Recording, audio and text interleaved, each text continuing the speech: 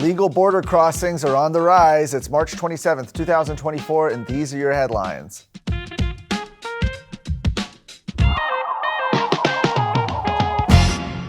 Well, new data is out, and illegal alien encounters at the southwest border are on the rise, according to the February numbers from U.S. Customs and Border Protection.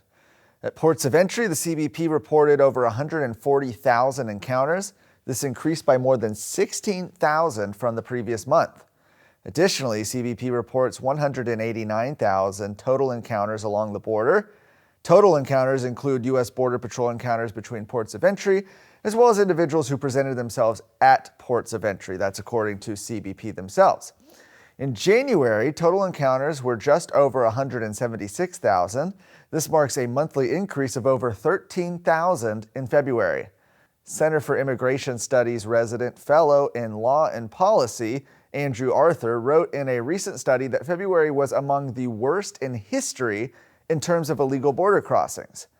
CBP also reported a steep rise in illicit drug apprehension at the southwest border. During February, seizures of cocaine, methamphetamine, heroin, fentanyl, and marijuana increased 118% from just the previous month in January. And during this fiscal year alone, which began on October 1st, CBP has seized over 8,000 pounds of fentanyl. According to the U.S. Drug Enforcement Agency, only 2 milligrams of fentanyl is considered a lethal dose. So think about that. That means 8,447 pounds would be enough to kill every American. Wow. Chinese encounters at the southwest land border are also seeing stark increases. According to CBP statistics, there were 3,537 encounters with Chinese nationals.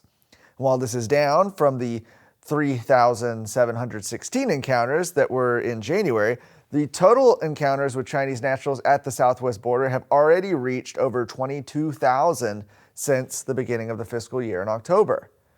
More Chinese nationals are crossing the San Diego border than Mexican nationals, they say. The problem only appears to be getting worse. The leader of the Senate's Education Committee has outlined a process of how higher education institutions are to expel diversity, equity, and inclusion initiatives in letters to the chancellors of Texas's state-funded universities. These letters announced an upcoming oversight hearing to review the implementation process of Senate Bill 17, which prohibits institutions of higher education from establishing a DEI office, using DEI criteria in their hiring practices, or requiring employees or prospective employees to attend DEI training. SB 17 was signed into law in June of 2023 and took effect on January 1st of this year. Now the University of North Texas System, Texas A&M, University of Texas, University of Houston, Texas Tech, and the Texas State System are all being checked for compliance. According to the bill's author and the chairman of the Senate Education Committee, Brandon Creighton, they're planning a hearing for May where system administrators will present their progress on DEI elimination. The letter lists 5 questions that available representatives of each system will be requested to address at the upcoming hearing. Those include: how has your institution ensured that there are no DEI offices or officers on campus, or no individual or organization performing the duties of a DEI office? How has your institution ensured that DEI training is not required for students, staff, and faculty? How has your institution acted to comply with the provision which prohibits providing preference based on race, sex, color, ethnicity, or national origin to an applicant for employment? These are just a few of the questions that they're going to be asked at that hearing at a date to be scheduled in May. Are you worried about your kid's future? You should be. I'm Charles Blaine with Texas Tomorrow. This is a show where we're going to talk about the issues and the people that are pushing the policies that concern your family, your home, and your kids.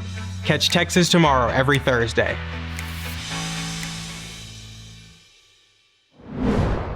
Last up, with the biennial Republican Party of Texas convention less than 2 months away, 2 women so far are campaigning to represent the state within the Republican National Committee.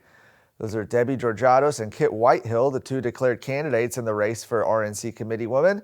Each shared their vision for leading the party at a forum this week hosted by the Dallas County Council of Republican Women. Aaron Anderson reported on this. Essentially, you have Debbie Georgatos, who's the host of the conservative talk show America Can We Talk. She's also an author and public speaker on the importance of participating in politics. to preserve freedom. She's been active in grassroots Republican politics since moving to Texas in 2000, serving as president of Park City's Republican Women and the vice chair of the Dallas County GOP. Kit Whitehill is a longtime Republican activist at the local and state level. She founded the Coppell Republican Women's Club, served as the secretary of the Dallas County GOP, and is the immediate past president of the Texas Federation of Republican Women. During this forum, Georgiado said she's running to help save America and will bring new energy and passion with substance and depth on the issues. Whitehill said she's running to continue helping Republicans attract more voters and elect more office holders. You can see more of the questions they asked in those articles and how they answered. Delegates attending the 2024 convention in May will elect an RNC committeewoman and an RNC committeeman, along with the state party leaders. That Republican Party of Texas convention will be held May 23rd through 25th in San Antonio. For more of today's stories, go to texasscorecard.com.